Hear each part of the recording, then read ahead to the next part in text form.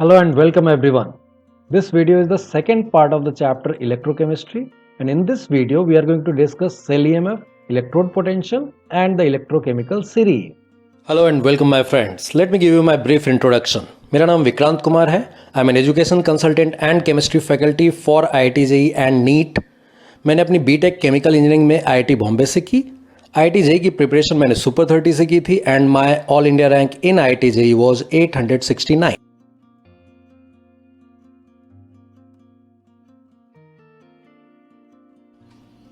So as you know, this is the second video on the chapter electrochemistry. I'll just give you a quick revision of the first video. जिन लोगों ने अभी तक वो video नहीं देखा है, just please watch that video and then come to this video because there are informations and learnings in the previous video which we are going to apply in the just next video. So that's why जिन लोगों ने पिछला video first video नहीं देखा है वो पहले first video देख ले and then come back to the second video, then only you can understand the content of this video also. So I just give you quick revision जिन लोगों ने फर्स्ट वीडियो देख लिया है. तो हम लोगों ने बात की थी कि देर आर इलेक्ट्रोकेमिकल सेल्स जिनको हम लोग ब्रॉडली दो पार्ट में डिवाइड कर सकते हैं. The one is galvanic cell जिनको वोल्टाइक सेल्स भी बोलते हैं और दूसरा जो है उनको बोलते हैं इलेक्ट्रोलिटिक सेल. ये दोनों सेल में क्या होता है तो electrical energy and chemical energy का इंटर कन्वर्जन होता है. सो whenever we are talking about galvanic cell is converting the chemical energy of a spontaneous redox reaction into electrical energy. Example क्या है, बैटरी जो हम लोग यूज करते हैं, batteries are the examples of galvanic cells. So whenever we are talking about electrolytic cells में क्या होने वाला है, a non-spontaneous redox reaction will be performed by consuming the electrical energy. So ये दो ब्रॉड डिविजन्स किए थे और हम लोगों ने बात की थी कि there are some other sections also. Conductance की बात करने वाले, कंडक्टोमेट्रिक टाइट्रेशन की बात करने वाले, इस तरह की चीजें भी डिस्कस होने वाली है इस चैप्टर में. लेकिन ब्रॉडली जो इस चैप्टर का मेन कंटेंट होगा वो इन दोनों सेल्स के बारे में होगा. सो पिछले ही क्लास में हम लोगों ने ऑलरेडी गैल्वेनिक सेल को स्टार्ट भी कर लिया था और जब हम लोगों ने स्टार्ट किया था तो कौन सी चीजें हम लोगों ने देख ली थी, कवर कर ली थी. उनमें से the first one was the structure of galvanic cell. What are the components of galvanic cell? Like cathode will be there where reduction will take place, anode will be there where oxidation will take place, and there was a very important part of the structure of galvanic cell which was called salt bridge. So what are the contents of salt bridge? What is its function? ये सब हम लोगों ने last video में देखा था. जब हम लोग फंक्शन ऑफ सॉल्ट ब्रिज की बात कर रहे थे तो वहां पर बहुत ही इंपॉर्टेंट रोल था इसका.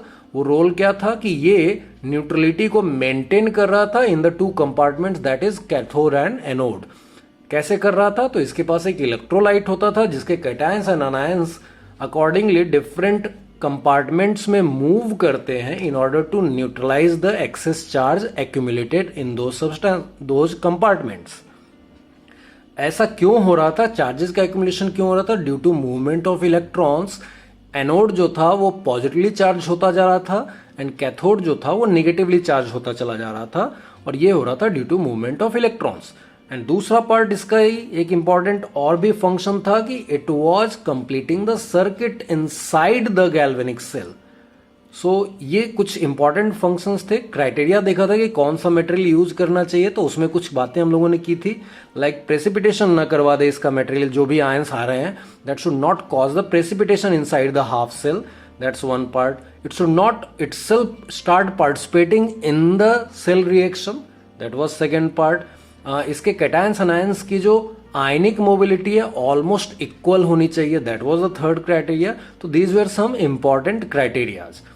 इसके अलावा अगर हम लोग बात करें तो इंपॉर्टेंट हाफ सेल्स की बात की थी कि डिफरेंट टाइप के हाफ सेल्स होते हैं लाइक मेटल और मेटल का soluble salt which will be giving you metal ion directly completely.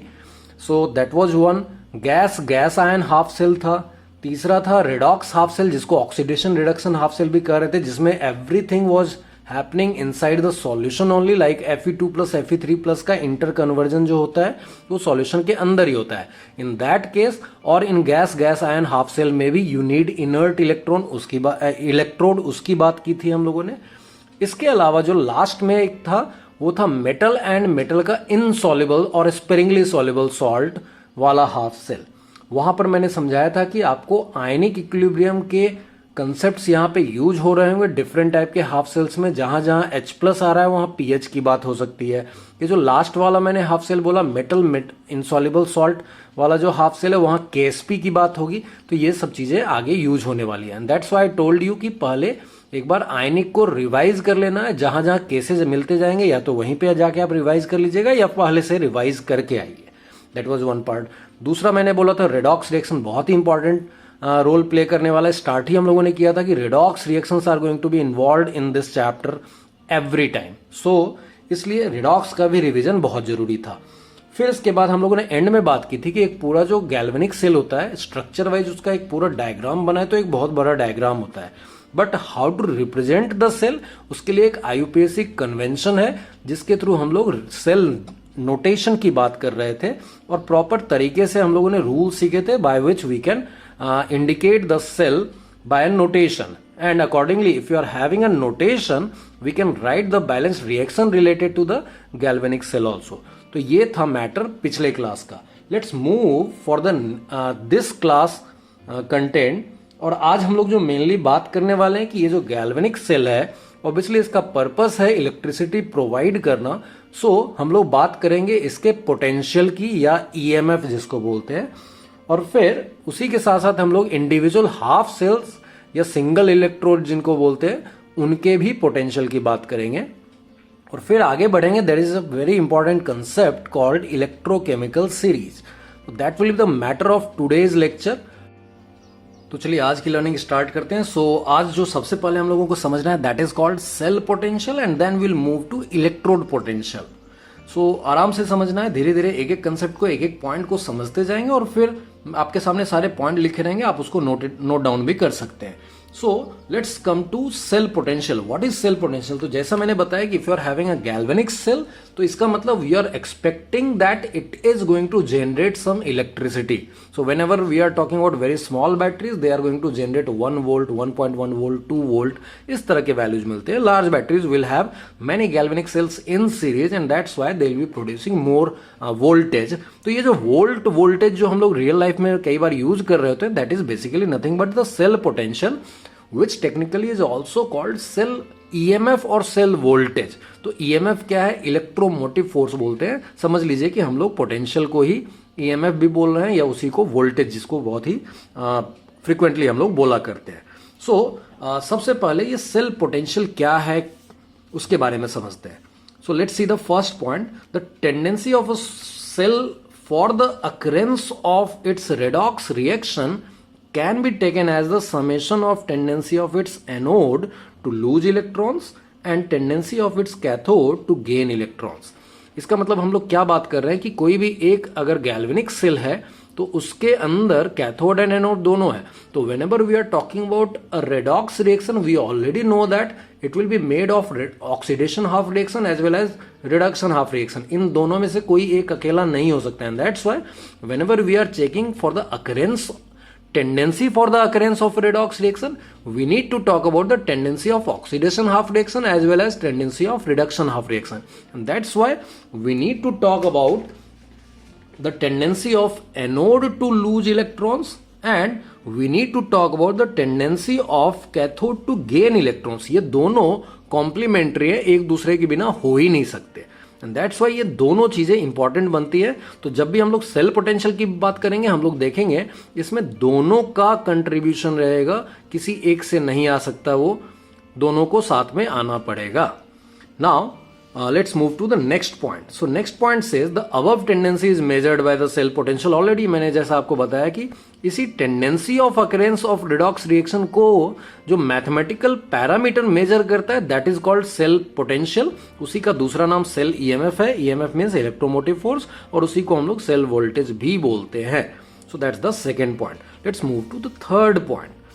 Third point में क्या हम लोग बात कर सकते हैं? वी आर टॉकिंग अबाउट कि ये सेल पोटेंशियल सेल EMF जो है for a given galvanic cell is the difference of potential across anode and cathode and it is indicated by E subscript cell. इसका मतलब जो अभी हम लोगों ने बात की वही फिर से रिपीट कर रहे हैं, बट इस बार वो मैथमेटिकली हम लोग कर रहे हैं कि जो सेल पोटेंशियल है what is that bye mathematics. So mathematically it is the potential difference between anode and cathode. and that is called the cell potential, and this is the thing which causes the movement of electrons from anode to cathode, and as a result flow of current happens from cathode to anode, that we have learned in the last lecture. तो ये cell potential is the region which is causing the functioning of galvanic cell.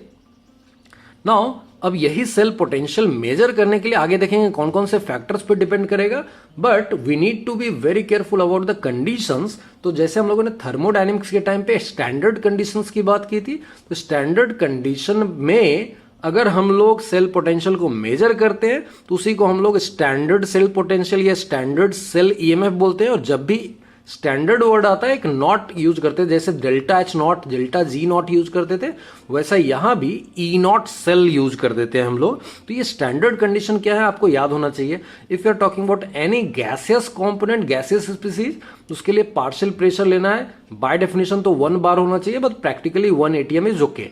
Similarly concentration अगर किसी aqueous substance की बात हो रही है तो उसके कंसंट्रेशन के लिए नॉर्मली 1 मोलारिटी होता है, लेकिन यहां पर हम लोग बोलते हैं 1 molarity is the condition. Practically वही यूज करते हैं हम लोग. So these are the standard condition at a given temperature.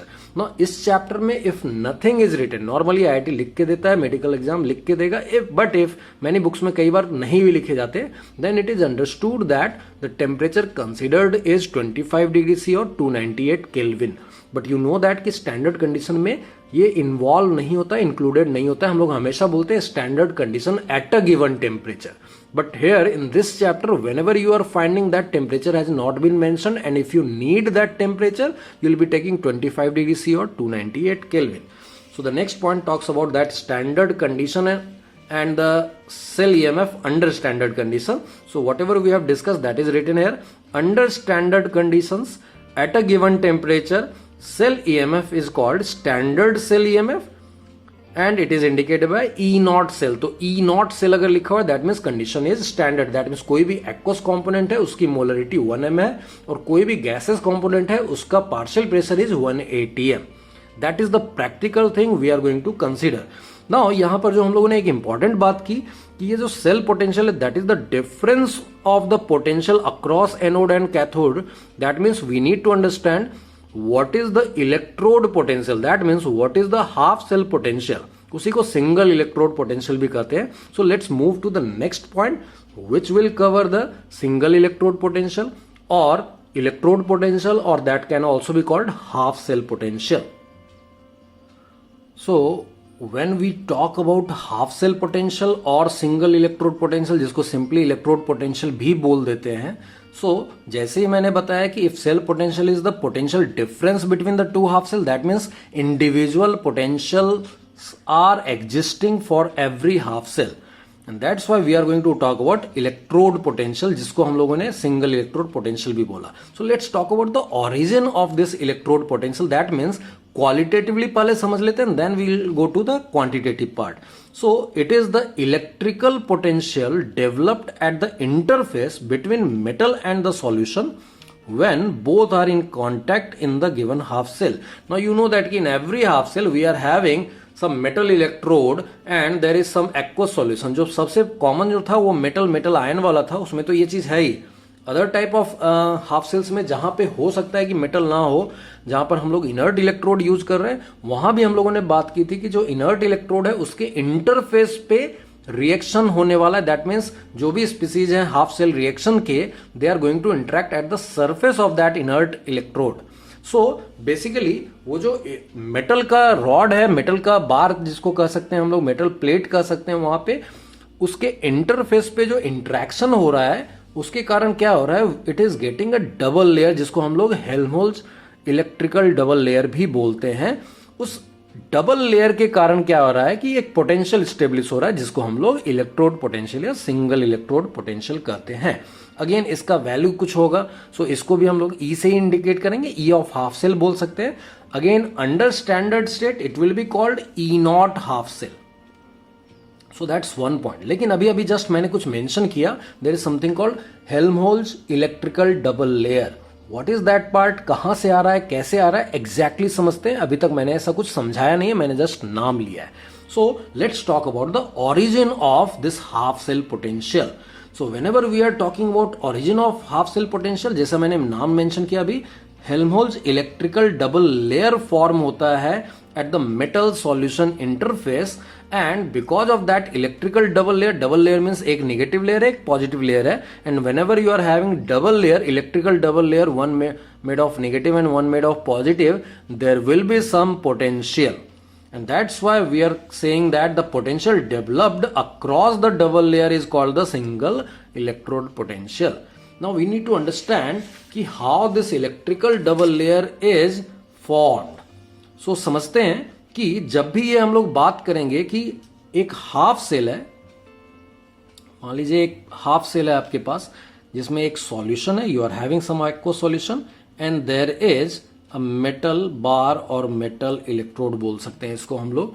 सो यहाँ पे दो तरह की चीज होने वाली है. अभी के लिए बहुत सिंपल एग्जांपल लेते हैं. मान लीजिए यहाँ मेटल है एंड यहाँ इस सॉल्यूशन में मेटल का ही आयन है और इन्हीं के बीच में इंटर कन्वर्जन हो सकता है. That means we are talking about dissolution और डिपोजिशन. दो चीजें हो सकती हैं, दो पॉसिबिलिटीज है. पहला, if you are talking about dissolution, इसका मतलब क्या है? हो सकता है कि ये मेटल जो है वो मेटल आयन में कन्वर्ट होके इलेक्ट्रॉन्स रिलीज करे, and because of that electron will be at this metal and metal ion is getting dissolved inside the solution, and that's why the metal ion, the metal bar will have a negative charge and it will try to attract some of the metal ions near the surface of this metal, and that's why you are getting negative and positive ka electrical double layer. So that's causing the electrical double layer, and that's why that is causing the electrode potential also. So that's the first case कि whenever we are talking about dissolution. तो ये dissolution में जब हम लोगों ने बात की, यहाँ पर हम लोगों ने oxidation की बात की है. So oxidation की बात करना मतलब this half cell is existing as anode. तो anode में जो भी half cell anode की तरह behave कर रहा है उनमें electrical double layer क्यों आ रहा है? Because metal is getting dissolved in the form of metal ion, and that's how it is resulting in the deposition of some electrons at the surface of metal, which is causing it to be negatively charged, and that is attracting some metal cations near the metal bar, and that is causing the electrical double layer, and which in result is giving you electrode potential. That's first thing. Second reason में भी उल्टा हो सकता है जिसको हम लोग deposition बोलेंगे. यहां क्या होगा? ठीक उल्टी बात होगी. यहां पर रिडक्शन होगा, और जब रिडक्शन होता है it's behaviour is as cathode. तो यहां क्या होने वाला है? हो सकता है मेटल आयन इस बार, if it is behaving as cathode, metal ion जो है वो इलेक्ट्रॉन एब्जॉर्ब करके मेटल के फॉर्म में जा रहा हो.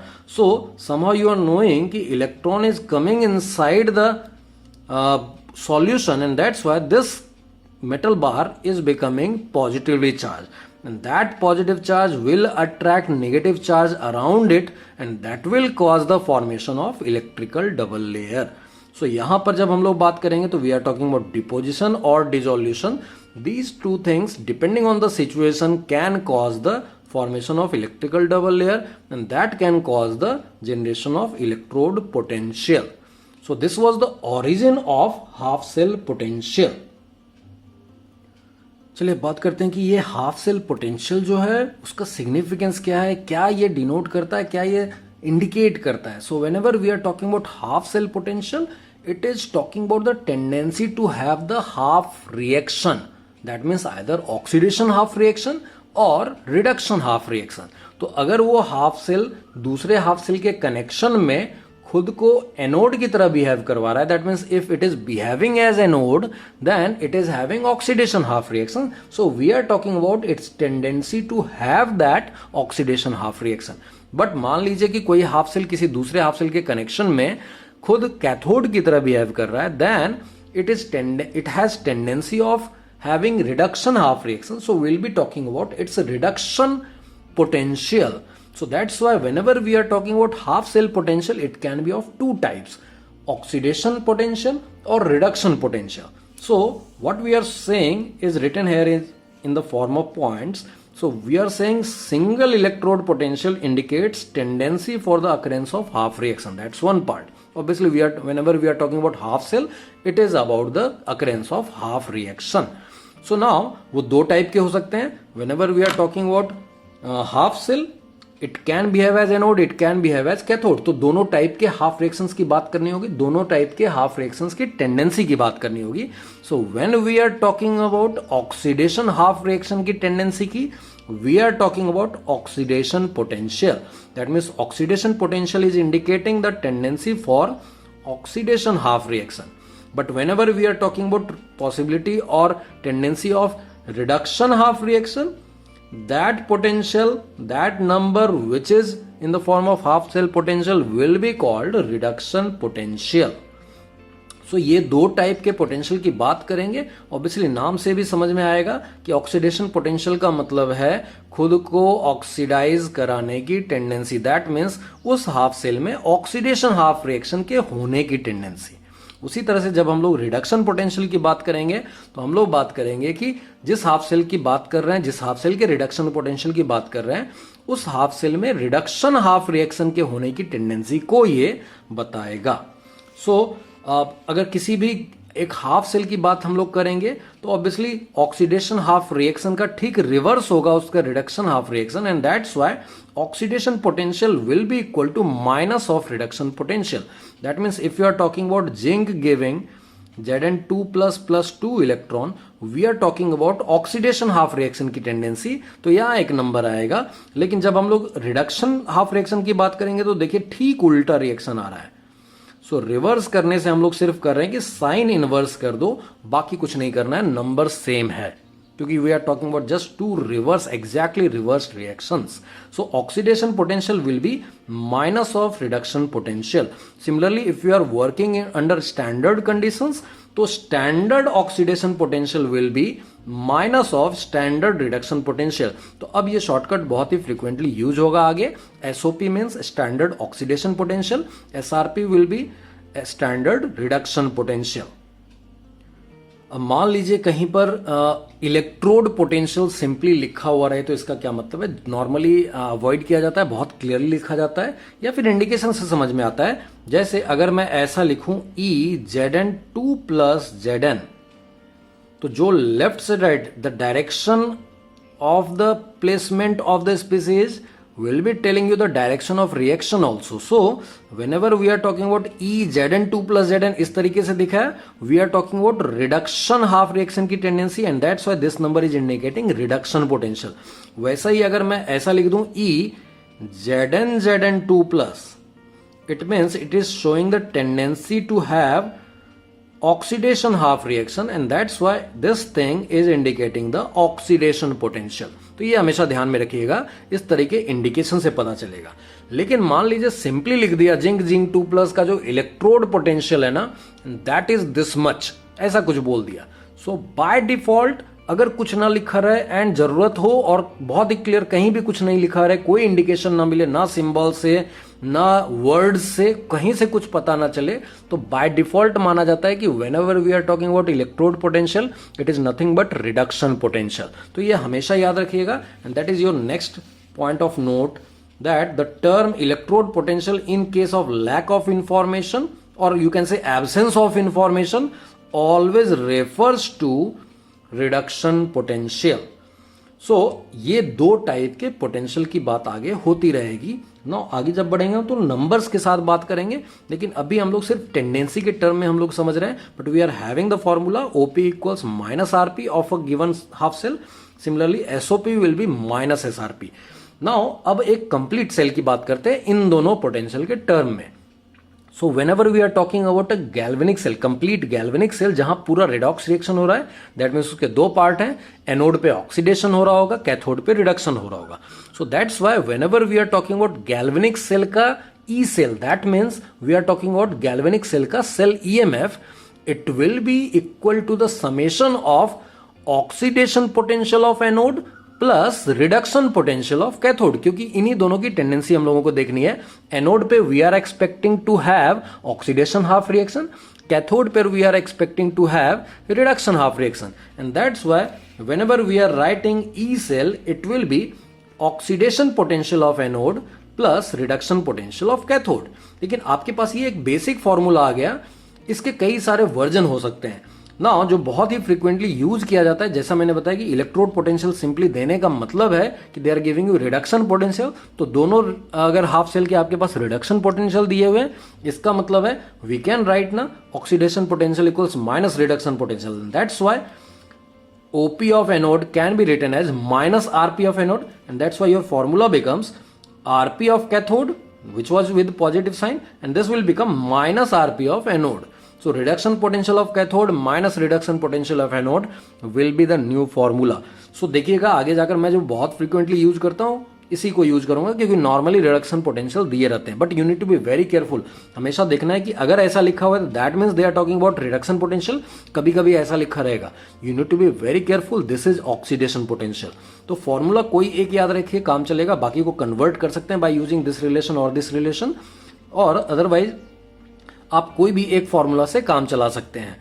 ठीक है, तो ये हो गया। लेकिन इसी को अगर हम लोग स्टैंडर्ड कंडीशन में फिर से अगर रख दें तो यहीं पर जहां ओपी लिखा है एसओपी हो जाएगा, जहां आरपी लिखा है वहां एसआरपी हो जाएगा। So we have new formulas for E not cell, SOP of anode plus SRP of cathode, और in other words SRP of cathode minus SRP of anode. अब देखिए एक तीसरा फॉर्मूला भी हो सकता है हम इसको आरपी ऑफ कैथोड को माइनस ओपी ऑफ कैथोड भी तो बोल सकते हैं। सो you will have a new formula which will be E cell equals OP of anode minus OP of cathode, ये भी लिख सकते हैं। बहुत पॉपुलर नहीं रहता है but it can be written. मान लीजिए आपसे 4 फॉर्मूला ही 4 ऑप्शन बना के पूछ दे, you need to identify all the correct और incorrect formula, and that's why अगर सिर्फ OP के टर्म में लिखा जाए OP of anode minus OP of cathode, सिर्फ RP के टर्म में लिखा जाए RP of cathode minus RP of anode, और otherwise we can write OP of anode plus RP of cathode. ये सारे फॉर्मूला हो सकते हैं। Same thing under standard condition will have S, that means standard. तो SOP of anode plus SRP of cathode, SRP of cathode minus SRP of anode. तो these were some formulas. कई बार बहुत बेसिक टाइप के जो question होते हैं इन्हीं की बेसिस पे होंगे, या फिर कई बार जब हम लोग बड़े क्वेश्चन की बात करेंगे आगे तो वहां पर this will be just part of a problem that you will be given SRP values of different half cells. तो उसका पहला स्टेप होगा कि you calculate E not cell, और उसके बाद आगे कुछ कैलकुलेशंस होंगे जिनकी बात हम लोग आगे करेंगे। सो अभी जो हम लोगों ने अभी तक जो बातें की हैं उससे आगे बढ़ते हैं। उससे आगे आपको मिलेगी एक ट्रेजेडी। वो ट्रेजेडी क्या है समझते हैं।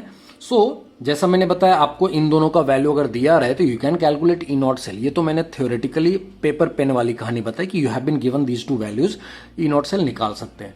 प्रैक्टिकली क्या होता है, practically if you are having a galvanic cell, जो आप एक्सपेरिमेंटली मेजर कर सकते हैं वो ये दोनों नहीं है, वो आप मेजर कर सकते हैं ये।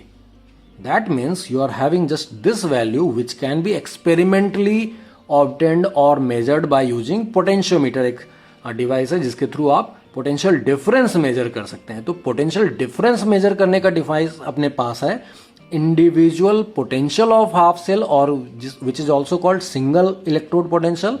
इसको मेजर करने का कोई डिवाइस नहीं है, we can not measure single electrode potential. अब ये प्रॉब्लम कहां क्रिएट करेगा वो देखेंगे, और इसका सॉल्यूशन कैसे ढूंढा गया है वो भी देखते हैं। सो जो 2 बातें हम लोगों ने आपके सामने की उसके 2 पॉइंट्स आपके सामने हैं। That it is impossible to measure the absolute value of single electrode potential values as oxidation alone और reduction alone can not take place independently. आपके पास कोई एक हाफ सेल रखा हुआ है, उसको अगर किसी चीज से कनेक्ट नहीं किया तो this is not going to perform anything, और this is not going to have any half reaction, not oxidation not reduction. And that's why individual half cell या इंडिविजुअल इलेक्ट्रोड का इलेक्ट्रोड पोटेंशियल और half cell potential आप experimentally measure नहीं कर सकते हैं। what you can measure is the potential difference between half cells by using potentiometer. So it has become a problem for us. तो जैसे आप देखिए प्रॉब्लम क्यों है, जैसा मैंने बताया you are having E not cell, जिसको मैं लिख सकता हूं it can be written as SRP cathode minus SRP anode. तो मान लीजिए कहीं पर आपको इसका वैल्यू जो है वो मिल गया 1.1 volt. Now you are having just one equation but you are having two unknown. You cannot solve it.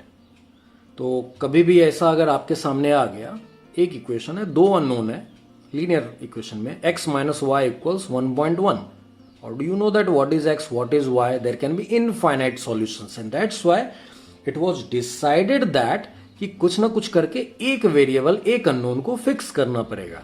कैसे फिक्स किया है देखते हैं. So whenever you try to get the solution of the equation x minus y equals 1.1, I'm just giving you an example. You are having infinite solutions. You can say 3 and like if you are having 1.9, the difference will be 1.1. You can have 2.1 and 1, that will also have difference 1.1.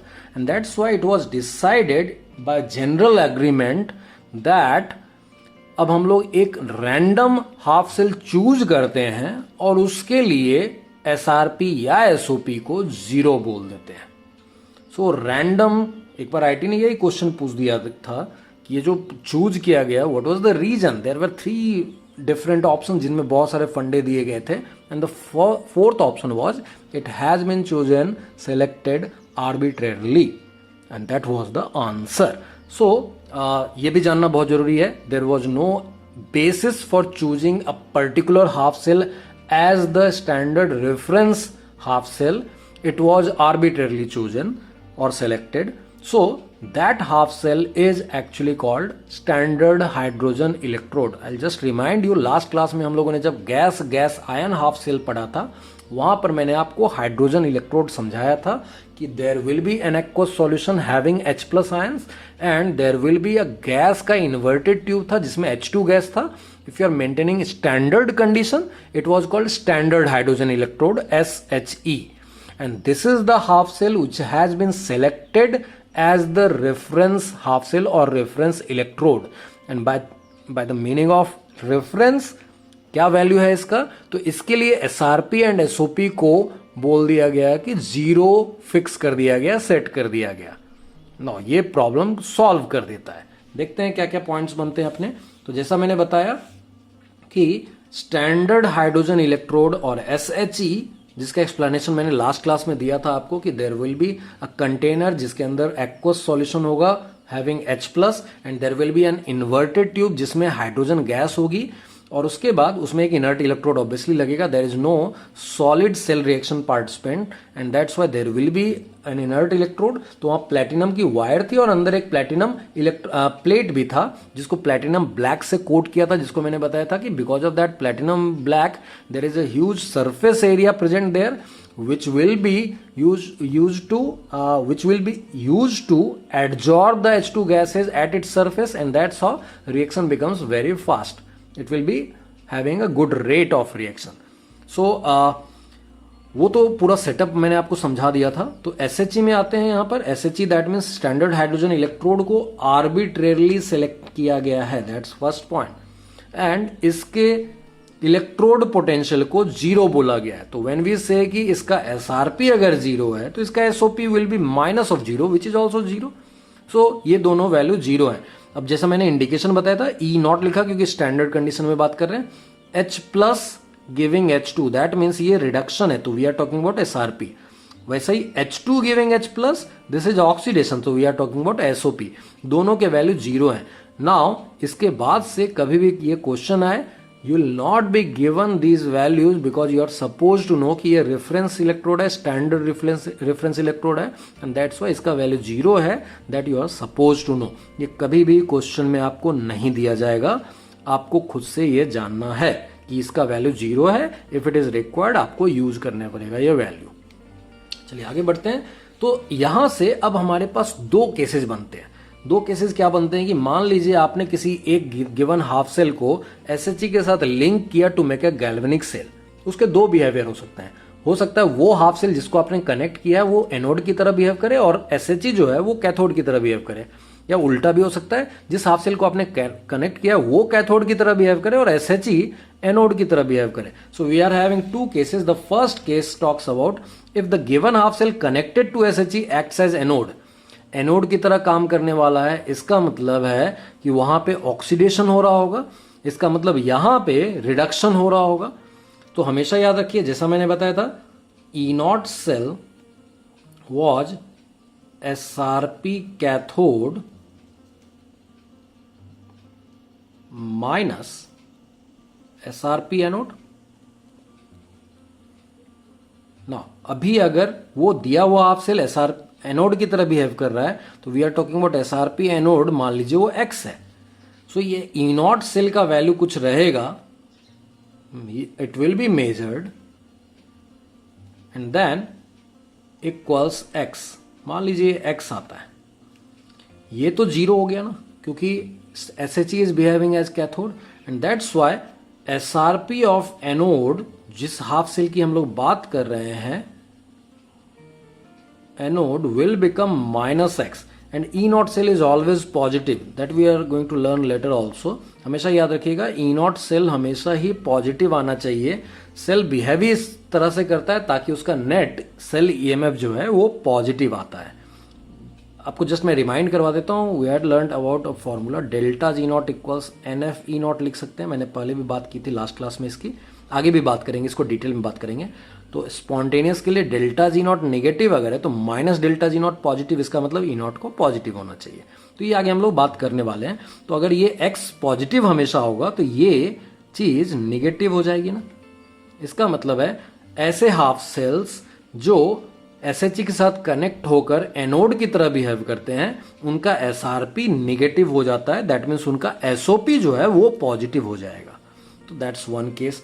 इसी का उल्टा case हो सकता है कि अगर दिया हुआ, अच्छा इसका एग्जाम्पल क्या है, जैसे अगर आप Zn2 प्लस Zn को कनेक्ट करते हैं, ये हाफ सेल कनेक्ट करते हैं तो यहां पे ऑक्सीडेशन होगा, so it will behave as anode, तो ये एनोड की तरह बिहेव करेगा एंड SHE जो है वो कैथोड की तरह बिहेव करेगा। सो यहां पे ऑक्सीडेशन होने वाला है, यहां पे रिडक्शन होने वाला है। तो ये चीजें हम लोग आगे रिजल्ट की तरह आगे देखेंगे भी, डिस्कस भी करेंगे। I was just giving you an example की इसका जो SRP वैल्यू आता है वो निगेटिव आता है, -0.76 वोल्ट।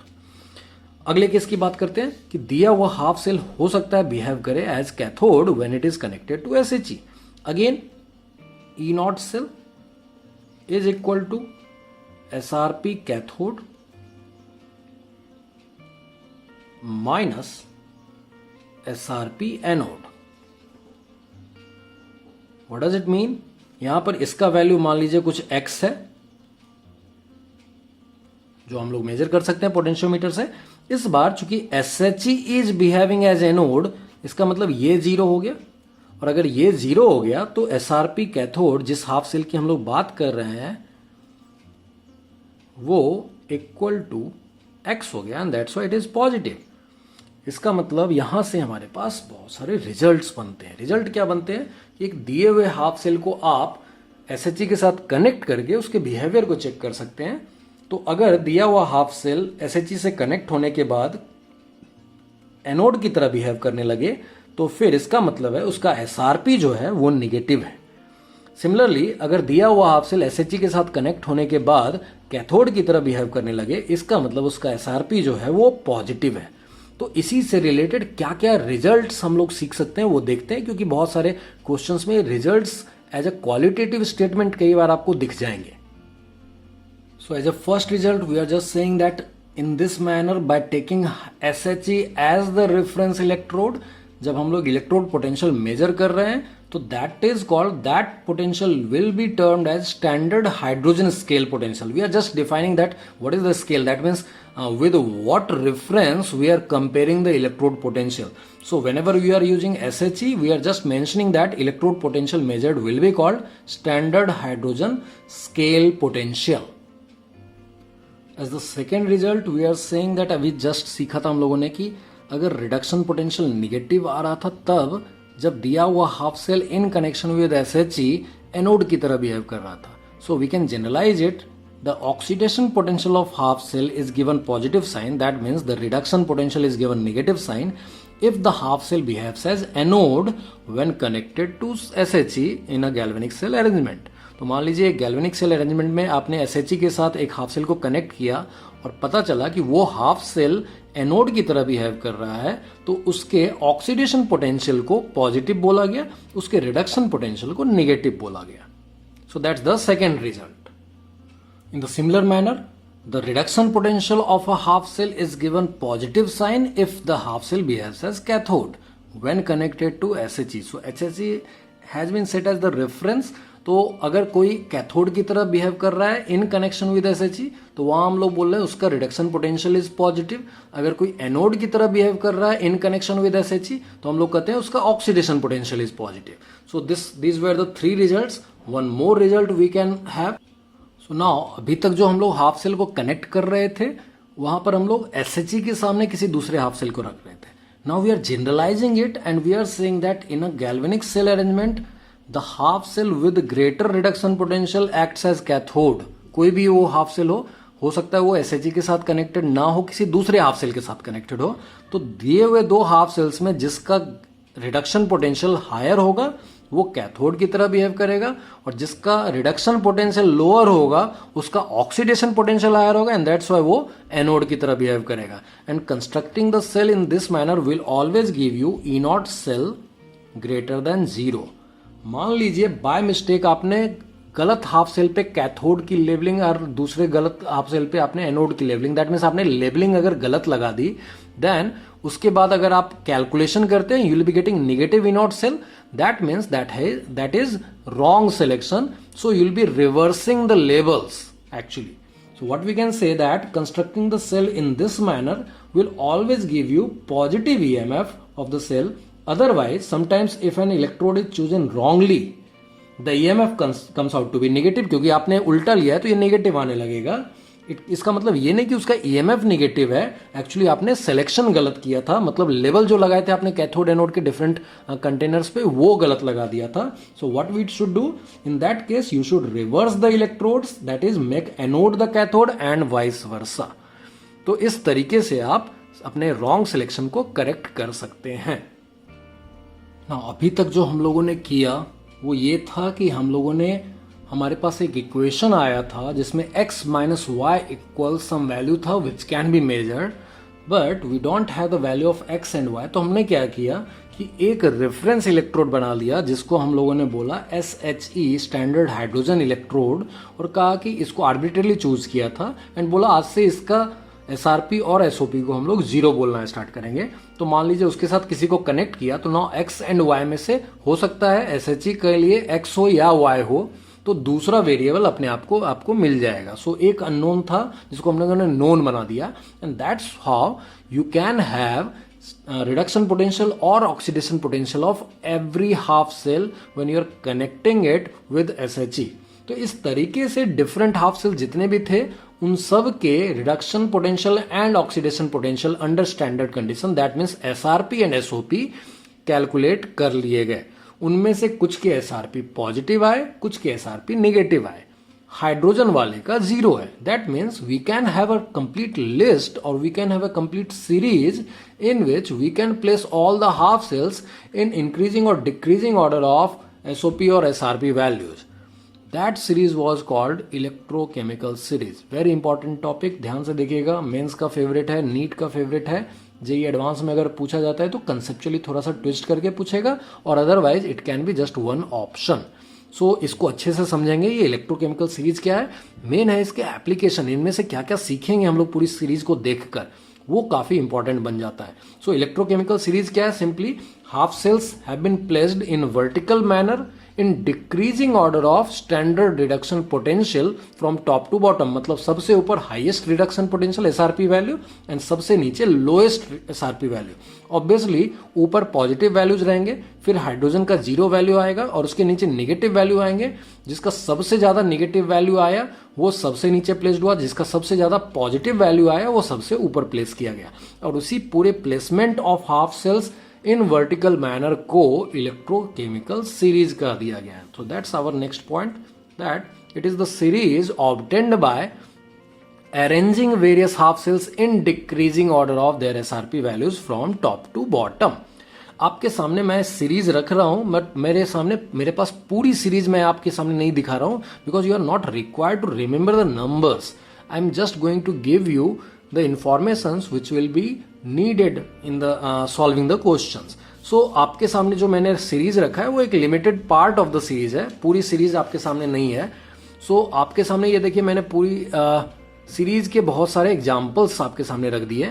इन सारे एग्जाम्पल्स में देखिए, इधर आप देखिएगा मैंने सारे के सारे रिडक्शन हाफ रिएक्शंस लिखे हैं, हर जगह लेफ्ट साइड में इलेक्ट्रॉन्स दिखेंगे आपको। That means we are just writing the reduction half reaction, तो उसके कोरिस्पॉन्डिंग जो ई नॉट वैल्यू आएगा that will be reduction potential, and that's why under standard condition it is SRP value which has been mentioned. Now यहाँ देखिए, यहाँ बीच में एक reference electrode है, SHE है, उसके लिए ये वैल्यू 0 है, उसके ऊपर ये सारे पॉजिटिव वैल्यूज है, और उसके नीचे अगर देखिएगा सारे के सारे निगेटिव वैल्यूज है।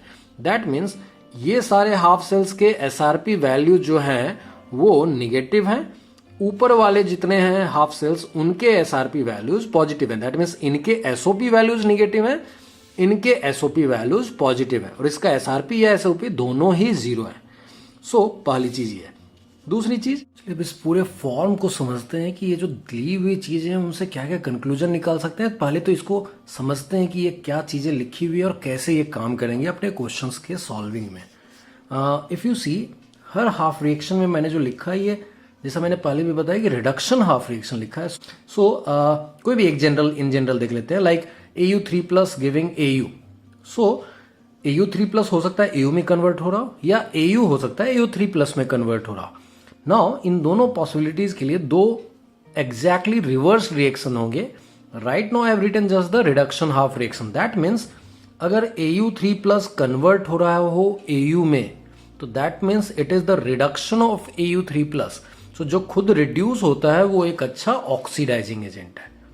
और फिर अगर उल्टा रिएक्शन हो रहा होता कि AU अगर कन्वर्ट होना चाहे AU3+ में, that means AU is getting oxidized into AU3+। That means AU जो खुद ऑक्सीडाइज हो रहा है वो दूसरों को रिड्यूस करेगा। इसका मतलब इस साइड जो चीज है वो एक रिड्यूसिंग एजेंट की पॉसिबिलिटी को हम लोग देख रहे होंगे राइट साइड कंपोनेंट्स में। तो इसका मतलब है जब भी एक नोटेशन आएगा आपके सामने, अगर ये SRP वैल्यू दिया हुआ है तो this thing is oxidizing agent, this thing is reducing agent. तो कभी भी आपसे ये सब वैल्यूज देकर strength of oxidizing agent, strength of reducing agent, इस तरह की चीजें पूछी जाए तो हमेशा ध्यान में रखिएगा if it is a reduction potential, वो ऑक्सीडेशन स्टेट से समझ में आएगा। लाइक H2O2 में O-1 में, यहाँ -2 में, तो ये चीज जो है अगर इधर जाती है तो रिड्यूस हो रही है, तो ये खुद ऑक्सीडाइजिंग एजेंट हो गया। ये चीज अगर उल्टी आती तो ये ऑक्सीडाइज होती, तो ये खुद रिड्यूसिंग एजेंट हो गया। तो इस तरीके से आपको पहले तो पहचान लेना है कि किसको ऑक्सीडाइजिंग एजेंट करना है, किसको रिड्यूसिंग एजेंट करना है। So when you are writing reduction half reaction, दो तरीके से इंफॉर्मेशन दिया जा सकते हैं, हाफ रिएक्शन लिखकर या फिर E0 के वैल्यूज लिख के। If you are talking about reduction half reaction, again oxidation half reaction ठीक उल्टा होगा। So I am just talking about reduction half reaction, उसकी बेसिस पर आप ऑक्सीडेशन हाफ रिएक्शन का रिजल्ट उल्टा ठीक एग्जैक्टली अपोजिट ले सकते हैं। So what I'm saying that ki if you are having reduction half reaction, then the left side component will be under the category of oxidizing agents. The right side component will be in the category of reducing agent. Then if you have to compare oxidizing power, you will be seeing the left side component. If you are comparing reducing power, you will be comparing the right side component. That's first thing. दूसरी चीज आप समझिए क्या है कि हम लोगों ने पढ़ा था E0 cell is SRP cathode minus SRP anode. If you want difference of two SRPs to be positive, तो हायर माइनस लोअर करना होगा ना, तभी तो ये पॉजिटिव आएगा, क्योंकि ये डिक्रीजिंग ऑर्डर है। सो इसका मतलब ये बनता है कि if you are having two half cells connected with each other, the one which is higher in position will be acting as cathode, क्योंकि वहां SRP cathode minus SRP anode करके पॉजिटिव आ रहा है, तो ऊपर वाले का वैल्यू हायर है तो वो कैथोड की तरह काम करेगा, जो नीचे है वो एनोड की तरह काम करेगा।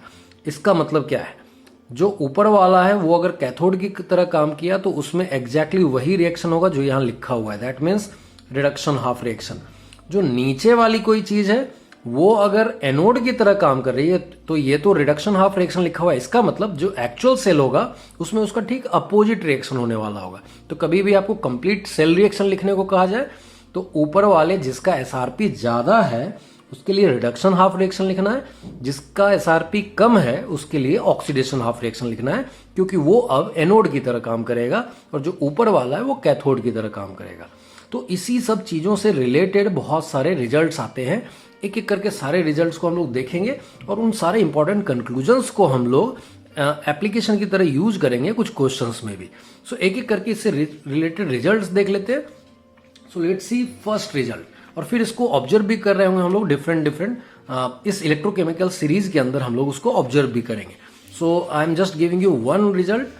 First result is higher the value of reduction potential more is the tendency for reduction half reaction, जो कि हम लोगों ने ऑलरेडी पढ़ लिया है, मैथमेटिकली भी समझ लिया और क्वालिटेटिवली भी. Reduction potential means tendency to have reduction half reaction, इस तरीके से भी समझ लिया. Greater is the tendency of half cell to act as cathode.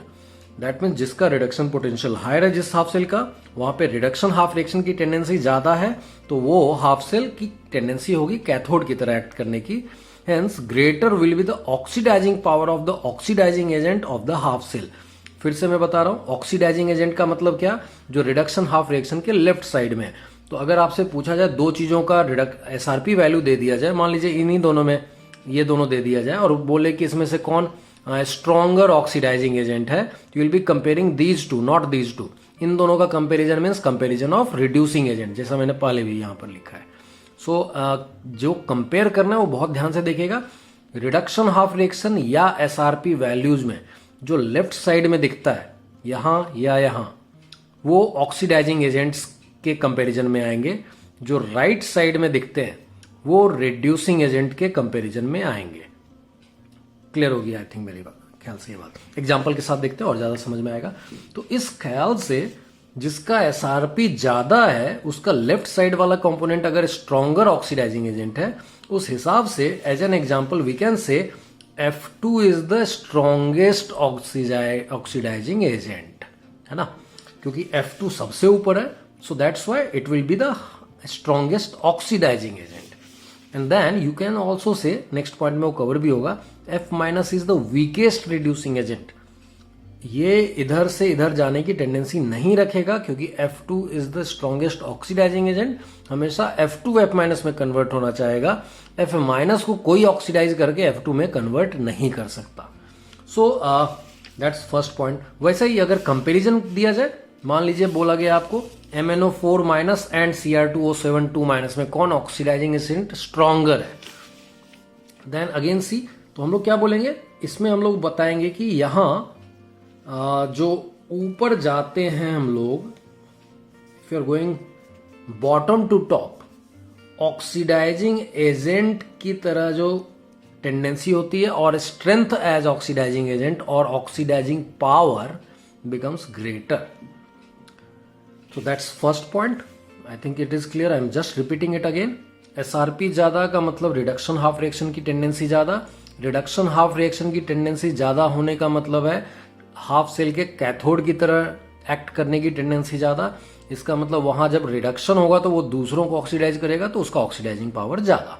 तो हमेशा रिडक्शन हाफ रिएक्शन में जो लेफ्ट साइड वाला कंपोनेंट है उसमें एसआरपी ज्यादा होने से उसका ऑक्सीडाइजिंग पावर बढ़ रहा है.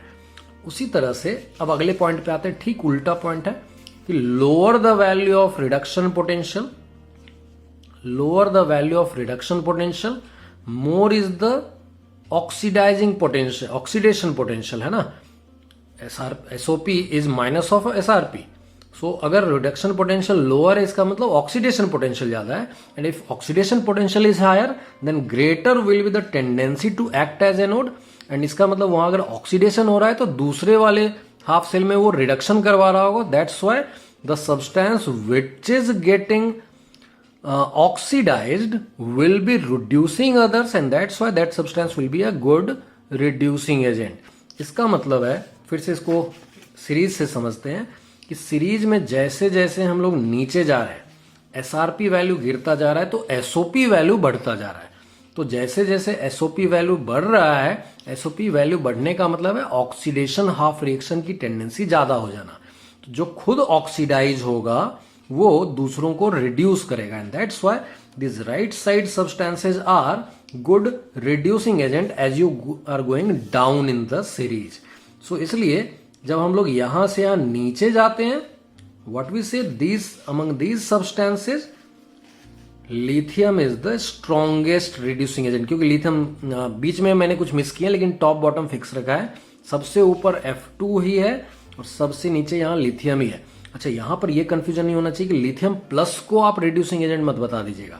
हम लोग राइट साइड वाले कंपोनेंट को रिड्यूसिंग एजेंट बता रहे हैं. तो रिड्यूसिंग पावर या बिहेवियर एज रिड्यूसिंग एजेंट की टेंडेंसी नीचे जाने पर बढ़ेगी.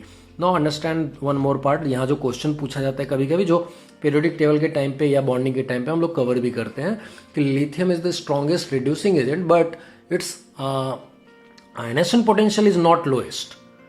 सो ऑक्सीडाइज, अगर हम लोग रिड्यूसिंग एजेंट की तरह बात कर रहे हैं तो खुद ऑक्सीडाइज होने की टेंडेंसी की बात कर रहे हैं, तो एक ionization potential also indicates the tendency to for the oxidation. But वहाँ फर्क क्या होता है कि ऑक्सीडेशन आयनेशन पोटेंशियल जो डिफाइन होता है वो gaseous atom to gaseous cation के लिए डिफाइन होता है। बट जब हम लोग रिड्यूसिंग पावर की बात करते हैं, it is from its given state, that means solid, lithium is in solid state, to lithium plus aqueous की बात करते हैं। और उस पूरे रास्ते में 2-3 स्टेप्स होते हैं। अगर उसको आप डिवाइड करना चाहिए तो आपको मैं जैसे एग्जांपल दे देता हूं कि अगर मैं लिथियम टू लिथियम प्लस की बात कर रहा हूं तो I am going in steps, lithium gas, then lithium plus gas and then lithium plus aqueous. इस पूरी चीजों में क्या क्या लगेगा, यहां पे डेल्टा एच सब्लिमेशन, यहां पे डेल्टा एच आयनाइजेशन या आयनाइजेशन एंथैल्पी बोल देता हूं मैं, IE, and the last one is, this is delta H hydration enthalpy.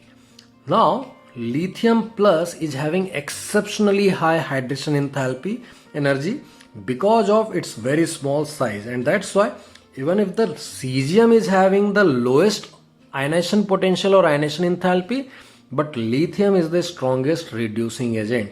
क्योंकि ये रिड्यूसिंग एजेंट या रिड्यूसिंग पावर की बात आती है तो given state two aqueous cationic state तक जाना होता है। जब हम लोग आयनेशन एंथैल्पी की बात करते हैं, it is just an intermediate step.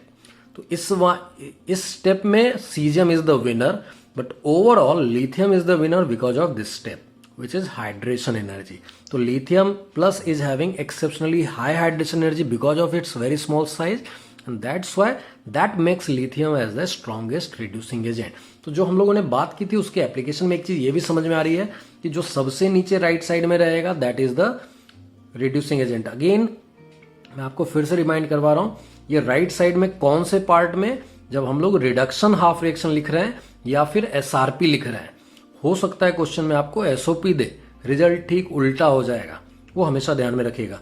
So in the reduction half reaction जो राइट साइड वाला सब्सटेंस है उसको रिड्यूसिंग एजेंट बताना है। जो SRP वैल्यू है उसमें भी जो राइट साइड वाला है उसको रिड्यूसिंग एजेंट बताना है, जो लेफ्ट वाला है उसको ऑक्सीडाइजिंग एजेंट बताना है, दैट मीन्स इसको ऑक्सीडाइजिंग एजेंट बताना है।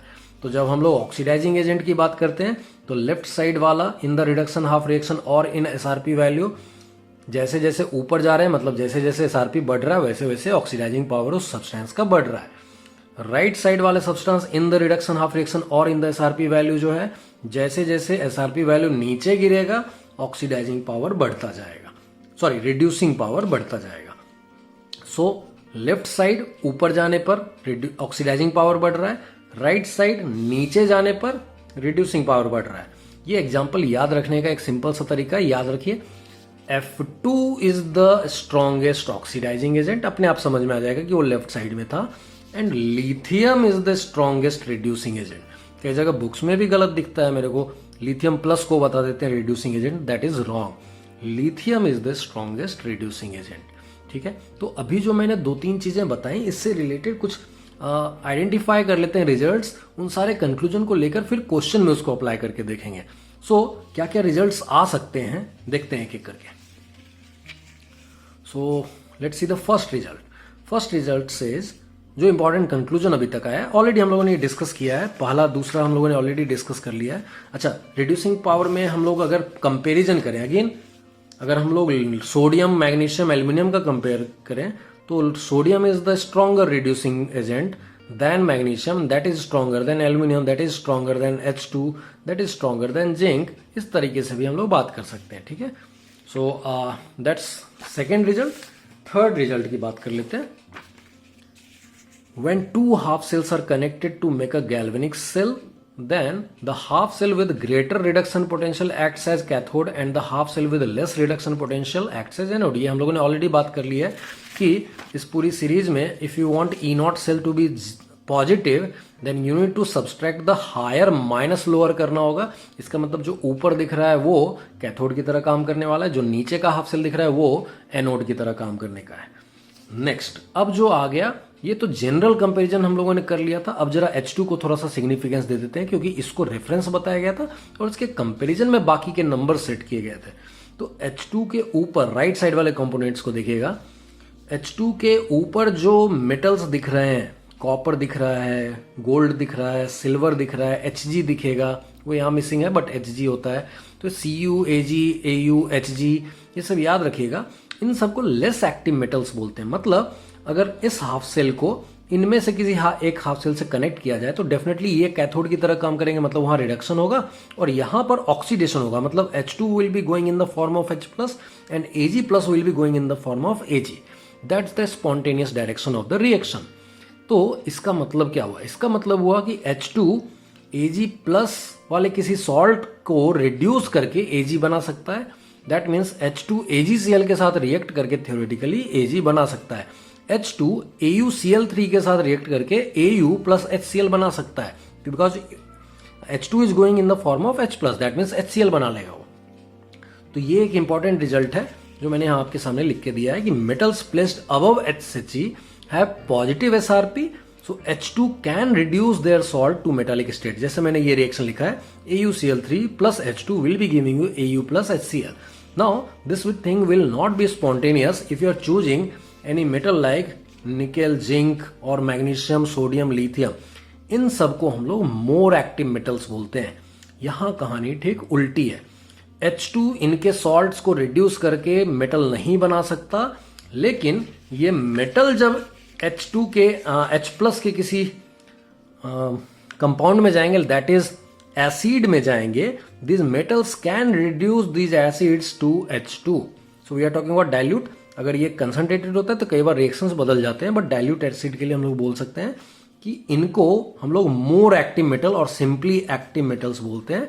So metals placed below SHE have negative SRP and these metals are called active metals. These metals can react with dilute acid to give H2 gas. That means जैसे zinc plus dilute H2SO4 is giving you ZnSO4 plus H2. These are the important conclusion जो अभी हम लोगों ने सीखा है। अब इसको ट्राई करते हैं कि क्वेश्चंस कैसे कैसे बन सकते हैं। आपको मैं 3 क्वेश्चन यहाँ पे देने वाला हूँ, एक एक करके सारे क्वेश्चंस को समझेंगे, ट्राई करेंगे, अटेम्प्ट करेंगे और फिर सॉल्यूशन भी देखेंगे। चलिए, आप लोगों के सामने फर्स्ट क्वेश्चन है। Pause the video, try this question by yourself and then we'll see the solution. तो थोड़ी देर इसको रोक के और खुद से ट्राई कीजिए, जो अभी सीखा है उन्हीं की बेसिस पे, and then we'll see the solution of this question. Hopefully आप लोगों ने इस क्वेश्चन को किया होगा। Let's see the solution of this question. चलिए, इस क्वेश्चन में देखते हैं सबसे पहले ये चीज की कौन कौन सी ऐसी चीजें हैं which we need to take care. जैसे आपके सामने जो चीजें दी गई हैं उनमें से सबसे पहले ध्यान से देखिएगा, कहीं SRP ही सारा कुछ दिया हुआ है या कहीं SOP भी आ गया है। So as you can see, +2 to 0 reduction, so this is SRP. 0 to +3 is oxidation, so this is not SRP, this is SOP. So सबसे पहले क्या करना है, in order to avoid the confusion, सबसे पहले अगर उन्होंने SOP दे भी रखा है तो उनको कन्वर्ट कर लेते हैं SRP में। सो व्हाट विल राइट, तो ये SRP है क्योंकि यहाँ रिडक्शन, यहाँ भी देखिए रिडक्शन है, यहाँ भी +3 to +2 रिडक्शन ही है, बट ये ऑक्सीडेशन है। तो इसके लिए मैं अलग से वैल्यू SRP का लिख देता हूं, तो Cr3 + 2Cr। नाउ अगर ये 0.74 है तो ये -0.74 है। नाउ अब इसमें क्या है कि ऑर्डर में अरेंज कर लेना है। ऑर्डर में अगर अरेंज करें तो हाईएस्ट वैल्यू अगर आप देखिएगा इसमें से तो 0.77 वोल्ट आ रहा है। So we are writing E0 Fe3+ to Fe2+ is greater than E0, then 0.77 के बाद जो हाईएस्ट वैल्यू आ रहा है that is 0.34। So Cu2+ to Cu, then E0, then among these two this is higher than this one, so E0 Cr3 plus Cr, and then the least one is Zn2 plus Zn. Now after doing this thing, जैसा मैंने पहले भी आपको समझाया, if you are having reduction half reaction or if you are having SRP value, then the left side thing will be acting as oxidizing agent and the right side thing will be going in the comparison of reducing agent. So when you have to compare oxidizing agent, you just see the left side wala component. When you have to see the reducing agent, see the right side one. Now the one which is having highest SRP will be the strongest oxidizing agent. So when you are comparing oxidizing power, then you compare these things, and then this will be in the same order of the SRP. So Fe3 plus has greater oxidizing power than Cu2 plus, than Cr3 plus, and then Zn2 plus, and that's why this is the strongest oxidizing agent. So if it is asking strongest oxidizing agent कौन है, this Fe3 plus will be your strongest oxidizing agent when it is converting into Fe2 plus. This is important again. The conversion will have two end. कहाँ से चला and कहाँ तक पहुँचा. So while getting converted from Fe3 plus to Fe2 plus, Fe3 plus is behaving as strong oxidizing agent. That means among these things, it is strongest oxidizing agent. Now when we are asked reducing power, then you compare SRP के expression में जो right side वाली चीजें हैं उनको compare करेंगे और SRP के ठीक रिवर्स ऑर्डर में, क्योंकि हम लोगों ने देखा था नीचे जाने पर रिड्यूसिंग पावर बढ़ रहा था इन द इलेक्ट्रोकेमिकल सीरीज. सो इस बार सबसे ज्यादा ये होगा. दैट मीन्स इधर से ही देख लेते हैं Fe2 प्लस, ये जस्ट ये डायरेक्शन चेंज कर देना है. उससे ज्यादा Cu, उससे ज्यादा Cr और उससे ज्यादा zinc. That means zinc is the strongest reducing agent among these four. So these are the answers. So strongest oxidizing agent Fe3 plus, strongest reducing agent zinc. Let's see the next question. Now this is the second question in front of your screen. So on your screen now this is a longer question slightly. There are 3 parts. So pause the video, first note it down. This table is important. इसकी basis पर आपको सारे question solve करने हैं. So pause the video and note this table in your notebook, and then go to the next 3 questions. So first pause the video and note it down, this table, and then after that note these questions also. Attempt it by yourself. Whatever we have learned उसी की basis पे बनेगा, कोई difficult नहीं है. So try to apply those concept जो अभी तक सीखा है आपने और पिछले क्वेश्चन में भी कुछ सीखा है. सो इन सब की बेसिस पर पुट योर ऑल लर्निंग है. देखते हैं राइट सॉल्यूशन आता है कि नहीं, एंड देन उसके बाद हम लोग सॉल्यूशन देखते हैं. होपफुली आप लोगों ने सॉल्व किया होगा इस क्वेश्चन को. देखते हैं पहला पार्ट तो वही रिपीटेशन है जो पिछले क्वेश्चन में किया था हम लोगों ने. सेम कंसेप्ट है. You are having SRP values given, you are having reduction half reactions given. So if you have to find out the strongest oxidizing agent, start seeing these components. So if you see, इसमें हम लोगों ने बात की थी कि अगर हम लोग रिडक्शन हाफ रिएक्शन देखते हैं और एसआरपी का जो ऑर्डर है वो टॉप टू बॉटम अगर लोअर होता चला जा रहा है, जो कि हम लोगों को दिख रहा है इस टेबल में, अगर नहीं भी दे रहा था तो हम उस ऑर्डर में अरेंज कर लेते हैं. And then when you go in upward direction, oxidizing power increases. When you go downward, reducing power increases. So when it is asking strongest oxidizing agent, it will be X3 plus. So इसका answer हो जाएगा X3 plus. Now if you are talking about strongest reducing agent, नीचे जाने पर right side वाले component का reducing power बढ़ेगा. So W is the strongest reducing agent. That's the answer of first part. Now let's come to second part. In this part it is asking 2 questions actually again. Which substance or substances can be oxidized by Y2 plus? मतलब Y2 plus किसको oxidise कर सकता है? That means Y2 plus किसके सामने आकर खुद reduce हो सकता है. That means we want the reduction of Y2 plus. तो हम लोगों ने पहले ही सीखा था कि ऊपर वाले का रिडक्शन और नीचे वाले का ऑक्सीडेशन होता है. ऊपर वाले में लेफ्ट साइड वाले का रिडक्शन और नीचे में राइट साइड वाले का ऑक्सीडेशन होता है. सो उस हिसाब से Y2 plus can reduce, can oxidize Z as well as W. So first part का answer will be Z and W. So that's the answer. I'm repeating it again. देखिए जो मैंने बताया था कि ऊपर वाला अगर हम लोग SRP के डिक्रीजिंग ऑर्डर में इस तरह से अरेंज कर रहे हैं टॉप टू बॉटम, देन जो ऊपर है वो कैथोड की तरह काम करेगा, जो नीचे है वो एनोड की तरह काम करेगा। कैथोड पे रिडक्शन, एनोड पे ऑक्सीडेशन। तो इसका मतलब अगर हम चाहते हैं कि Y2+ किसी को ऑक्सीडाइज करे, इसका मतलब इसका खुद का reduction, that means we want इसके नीचे वाले को इससे कनेक्ट किया जाए। तो इसके नीचे दो हैं, उनमें से ये राइट साइड वाले जो हैं चीजें उनको ऑक्सीडाइज करेगा, ये खुद रिड्यूस होगा। That's the way it will be working, and that's why Y2+ can reduce Z as well as W. Now the next question is asking that which substance or substances can be reduced by Z. मतलब Z दूसरों को reduce करना चाह रहा है तो खुद oxidise होना चाहेगा।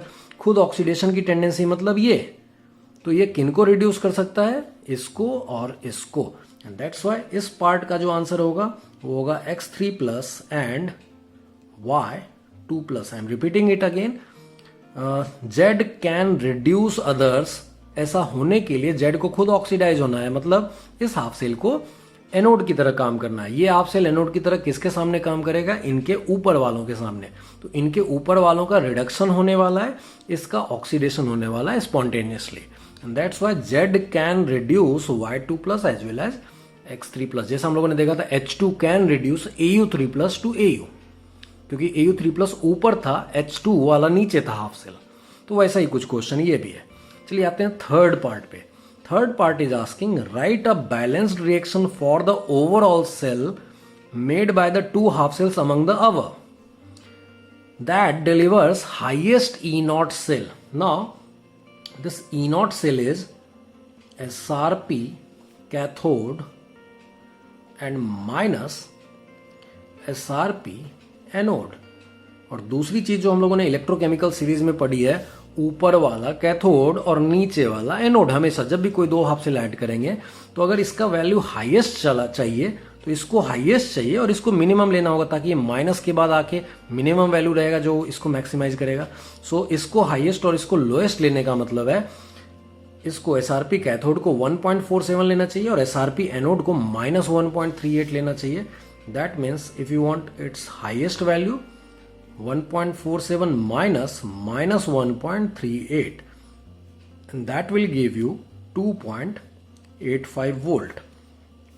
लेकिन इसमें एक और चीज पूछा है कि right a balanced reaction. For the balanced reaction हमेशा याद रखना है दो हाफ रिएक्शंस लिखने हैं, तो ऊपर वाले का रिएक्शन एज इट इज रहता है, नीचे वाले का रिएक्शन पलटता है, एंड दैट्स व्हाई ऊपर वाले का रिएक्शन रिडक्शन हाफ रिएक्शन जो है, जो कैथोड पे होने वाला है, that will be X3+ plus 2 electron giving X+। ये हो गया ये वाला हाफ रिएक्शन। दूसरा हाफ रिएक्शन यहां से लेना है, लेकिन ऐसे नहीं लिखना है, ये उल्टा होगा, क्योंकि रिडक्शन हाफ रिएक्शन अगर ऑलरेडी हो चुका है तो now we need to write oxidation half reaction. And अगर इस रिएक्शन को हम लोग देखें तो ये रिडक्शन हाफ रिएक्शन है, तो इसका उल्टा just reverse will be the oxidation half reaction, and that's why we need to write W giving W plus electron. Now can we add it directly? ये एनोड पे होने वाला है। Can we add it directly? No, because electrons are not same. So either you multiply this by half or you multiply this by 2. That's easier way. इसको into 1 इसको into 2 करने से electron बराबर हो रहे हैं। That's why you are getting X3+ plus 2W giving X+ plus 2W plus. Now always remember, मैंने बोला जब भी ये रेडॉक्स रिएक्शन बैलेंस लिखिए उसके सामने n जरूर लिख लिया कीजिए, क्योंकि आगे ये काम आने वाला है। So this was the solution of question number 2। अभी आपके सामने स्क्रीन पे क्वेश्चन नंबर 3 है। Pause the video, try this question by yourself and then will solve the question and see the solution of this question. Hopefully आप लोगों ने solve किया होगा इस क्वेश्चन को। देखते हैं, जरा सा ट्विस्ट किया है इसको, वैल्यूज नहीं दिया है, इस बार वैल्यूज को अरेंज करने को बोला है और इन्फॉर्मेशन दिया हुआ है in terms of reaction with its nature, that means spontaneous और non spontaneous. So whenever this type of questions have been given to you, what you do, you write all the spontaneous reactions, क्योंकि spontaneous का E0 cell positive होता है, that we know. तो दो तरीके हो सकते हैं, या तो आप नॉन स्पॉन्टेनियस के लिए E0 सेल को नेगेटिव लिख दीजिए, या फिर उसका स्पॉन्टेनियस डायरेक्शन लिखकर और फिर उसके E0 सेल को पॉजिटिव लिख दीजिए। So if you see this reaction, ये रिएक्शन स्पॉन्टेनियस है, तो इसका E0 cell will be positive. ये नॉन स्पॉन्टेनियस है तो इसके हिसाब से जो ई नॉट सेल आएगा वो नेगेटिव आएगा, और फिर ये लास्ट वाला फिर से स्पॉन्टेनियस है तो E not cell is positive for this reaction. तो इसका मतलब ये रिएक्शन एक्चुअली होगा ही नहीं, इसका रिवर्स रिएक्शन हो रहा होगा, आपने लेवलिंग गलत कर दी है अगर इस डायरेक्शन में रिएक्शन को लिखा है तो। सो एक एक करके देख लेते हैं। तो पहला जो है वो क्या कंक्लूजन दे रहा है, तो स्पॉन्टेनियस डायरेक्शन का मतलब इसका ई नॉट सेल पॉजिटिव है। ई नॉट सेल पॉजिटिव होने का मतलब हमेशा हम लोगों ने देखा था SRP cathode minus SRP anode.